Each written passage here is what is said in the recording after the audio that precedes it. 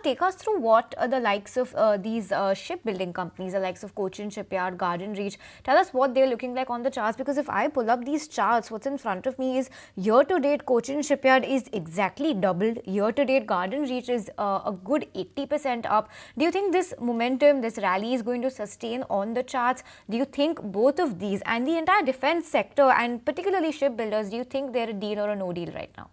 Yeah, definitely a case of glass half full or half empty, because when you look at this from their 2022 lows, these stocks have done exceptionally well. So we look at the first chart. Now this one, we look at Cochin Shipyard first, and that will probably give you a very clear picture of how the trends have shaped up for the entire defense stock. So we look at the the previous charts for Cochin Shipyard, and there we have looked at how the stock has given a fantabulous return on the longer term basis, and then gone through a process of a correction, and that would determine that how you need to poise yourself when you look at this from a short term as well as on the longer term charts.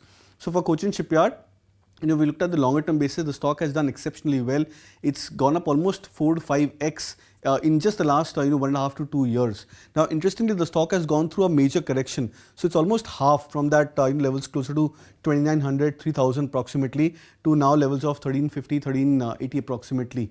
Now what matters over here is that the major rally which started off for Cochin Shipyard from 2022, the stock is on the verge of coming to a 61.8% retracement. It's a very strong Fibonacci retracement for Cochin Shipyard, and that indicates that the stock has completed a major phase of correction. Now over here, the instances what we've seen historically for stocks, my experience tells me that stocks generally don't bottom exactly at those levels, but they spend some time over there, whether it's 1 month, 3 months, or a couple of quarters.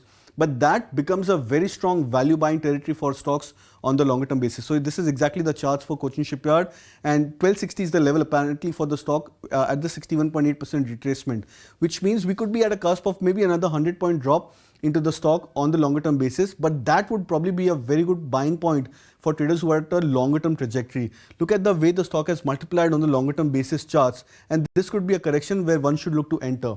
So first point is, increase your time horizon. Don't keep it short term oriented, because if you keep it short term oriented, the last selling could probably make you exit your stock, because the volatility could be very high.